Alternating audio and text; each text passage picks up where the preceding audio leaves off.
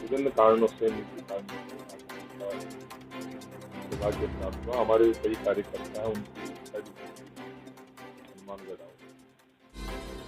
और आप लोगों के साथ में चर्चा करने का मुख्य कारण यह है कि पिछली सरकार द्वारा चलाई गई जन कल्याणकारी योजनाओं को बंद करना ये एक चिंता का विषय है। सरकार कोई भी आए, सरकारें आती है जाती है, ये लोकतंत्र की खूबसूरती है। लेकिन प्रत्येक सरकार से कुछ अच्छा होने की उम्मीद प्रदेश की जनता को होती है, लेकिन वहीं पे पिछली सरकार द्वारा किए गए कार्यों को बंद करना जो जनहितकारी योजना है, आप अंदाजा लगाइए। चिरंजीवी योजना एक इतनी अच्छी योजना थी, आदरणीय जननायक अशोक गहलोत साहब ने स्वास्थ्य को लेकर के एक बहुत बड़ा काम किया। उनके तीनों टेन्योर में पहले दवाइयाँ, जांचें, फिर चिरंजीवी के अंदर फिर यहाँ तक कि राइट टू हेल्थ तक का काम हमने किया था। और आशा थी कि आने वाली सरकार उसे और बढ़ाई। जनता अपने स्वास्थ्य संबंधित समस्याओं के लिए आश्वस्त हो चुकी थी कि अब राजस्थान वासी भगवान की दी हुई मौत से तो मर सकते हैं, लेकिन बीमारियों की इलाज के कारण चलते नहीं मर सकते। आज वो चिरंजीवी योजना बनी। किसी के भगवान ना करे ऐसी ट्रेजेडी हो जाती थी, उसी चिरंजीवी के माध्यम से 10 लाख रुपए का उस व्यक्ति को जब मिलता था, हम गए हुए व्यक्ति को वापस नहीं ला सकते, लेकिन उसको 10 लाख रुपए उस बीमा के तहत वापस मिलते थे। तो उस परिवार के बच्चों के पालन पोषण की जिम्मेवारी वहन करने की एक उनको सांत्वना मिलती थी। लेकिन चिरंजीवी के साथ में आप जानते हैं वो भी बंद। हर लोगों की इच्छा होती है कि सरकार उनकी इच्छा के अनुरूप कुछ कार्य करे। ऐसी ही इच्छा राजस्थान के अलग अलग क्षेत्रवासियों की थी कि उनका क्षेत्र जिला बने। और राजस्थान में एक अभूतपूर्व कार्य हुआ, इतने जिले एक साथ बने। सभी लोगों के पैरों पर खुशी की जो खुशी थी वो आप देख सकते हैं किस तरह की लोग झूम रहे थे। लेकिन द्वेषतापूर्ण तरीके से वो खुशी छीन ली गई। आप जानते हैं जिला बनने के बाद में लोगों को अच्छा, ज्यादा कलेक्टर रखेंगे, लोगों को सुविधा होगी, अपने नजदीक जाने की सुविधा होगी। उन जिलों को द्वेषतापूर्ण तरीके से निरस्त किया गया। उसके पीछे क्या कारण रहे? कोई मापदंड निर्धारित किया हो सरकार ने?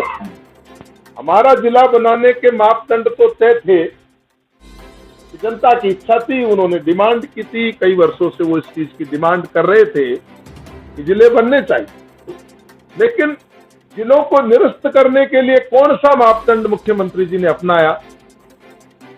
खाली द्वेषतापूर्ण मापदंड था या कोई क्राइटेरिया फिक्स किया था कि साहब ये क्राइटेरिया फिक्स करते हैं? वो कमेटी ने क्या काम किया? किस कारण से जिले निरस्त किए गए? इसका जवाब आज तक नहीं दे पाए। तो लोगों में बड़ा रोष व्याप्त है। जन कल्याणकारी योजनाएं बढ़नी चाहिए थी। एक बहुत बड़ा झूठ राजस्थान की जनता के साथ में बोला गया कि साहब हम गैस सिलेंडर के ऊपर जो है वो कितना 450-500 कितना कर देंगे। मुझे नहीं लगता, आप हमारे जिले में तो नहीं हुआ, इधर हुआ क्या? आप देखिए किस तरह का झूठ बोलना। आप स्वयं जानते हैं। तो कहने का मतलब यही है, प्रदेश की जनता में पूरी तरह से रोष व्याप्त है। महिलाओं के प्रति अत्याचार की घटनाएं बढ़ी और वो आप देख रहे हैं आजकल तो मुख्यमंत्री जी के यहाँ हमारे राज्य में तो ऐसी व्यवस्था थी, ये कहते थे कि अपराध बढ़ गए, अपराध नहीं बढ़ गए। हमने कह दिया था कि एफआईआर प्रत्येक व्यक्ति की लॉन्च की जाएगी, दर्ज करना ही होगा, ऐसा अनिवार्य कर दिया कि एफआईआर सबका अधिकार है। वर्तमान में तो एफआईआर ही नहीं होगी। और जो घटनाएं हुई आप देखो, रस्ते चलते मुख्यमंत्री जी के क्षेत्र से किसी लड़की को उठा लिया गया, ऐसी ऐसी घटनाएं रोज देखने। इसका मतलब आज पूरा राजस्थान में स्थिति ठीक नहीं है और हम इस संदर्भ में बात करेंगे और आम लोगों का अधिकार उनको मिले, सरकार को जनता के हित के कार्य करना चाहिए। ऐसी चर्चा आज हम लोगों ने की। यहाँ पर निजी प्रवास पे था, कई लोगों से हमारी मुलाकात भी हुई। आज स्वर्गीय राजेश पायलट साहब की 19 तिथि का जन्मदिन का कार्यक्रम था, तो उसमें भी सुबह मैं आया तो मालूम चला, तो उसमें भी हम लोग थोड़ा सा मैं लेट हो गया था, तो लेकिन वो भी मनाई गई।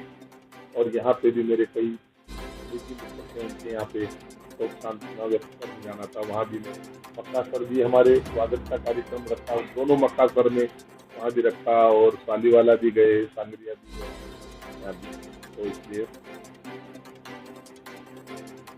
सरकार कोई भी हो, योजनाओं के नाम परिवर्तन प्रथा चली है, वो क्यों नहीं बदल रही? हमने पहले ही कहा था कि आप अच्छी योजनाएं लाएं, उन्हें अपना नाम दें। आप देखते हैं कि ये तो बीजेपी ने हमेशा ही किया है, हमारी योजनाओं के नाम ही बदले, ताकि उन्होंने कोई योजना नहीं लेके आए हों तो बताएं। अब बिजली के बिलों के ऊपर जो है सरचार्ज बढ़ गए, लोगों को बड़ी बड़ी मार झेलनी पड़ती है, तो कोई योजना वो लेके आए नहीं। ऐसी कोई योजना उनके द्वारा दी गई नहीं है जो उनके नाम से संचालित है, एक भी योजना। हमारी ही योजनाओं के कई बार नाम बदल करके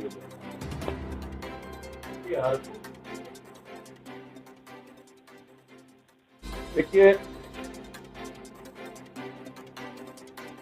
भारत एक भावना प्रधान देश और लोगों की भावना के साथ खिलवाड़ करके धर्म और ध्रुवीकरण की राजनीति, ये एक शॉर्ट समय के लिए किसी पार्टी को लाभ तो दे सकती है, लेकिन देश हित में नहीं। लोगों के विकास की चर्चा न करके, लोगों को विकास के तथ्य न बता करके राजनीतिक पार्टियां अगर धर्म और ध्रुवीकरण के नाम पर लोगों को आपस में बांटकर अंग्रेजों की तरफ से फूट डालो और राज करो की नीति पे काम करके अगर सत्ता में आती है, मैं समझता हूं ये दुर्भाग्यपूर्ण है। कांग्रेस अपना जो एक आदर्श है उसी के मुताबिक कांग्रेस काम करती है। हम सब धर्म का सम्मान करते हैं, अपने धर्म का सम्मान करते हैं, लेकिन सामने वाले धर्म का भी सम्मान करते हैं।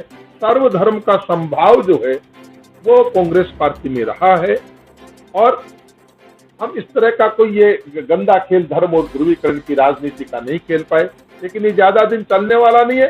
लोगों को रोटी, कपड़ा, मकान, बिजली और ये स्वास्थ्य संबंधी सेवाएं चाहिए। मैं पहले कह चुका हूं, ये अद्वितीय कार्य था गहलोत साहब के सरकार के अंदर चिरंजीवी योजना का। इस प्रकार का कोई कार्य तो दिखा नहीं पाए। आप देखते हैं विकास के नाम पे तो जीत के आए नहीं, धर्म और ध्रुवीकरण के नाम पे जीतना ये दुर्भाग्यपूर्ण। जनता को राहत देने की बात करें और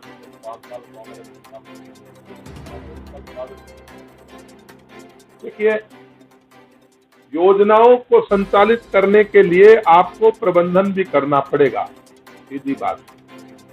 आप मुखिया हैं, आपको कहीं से कैसे आर्थिक प्रबंधन करना तो पड़ेगा।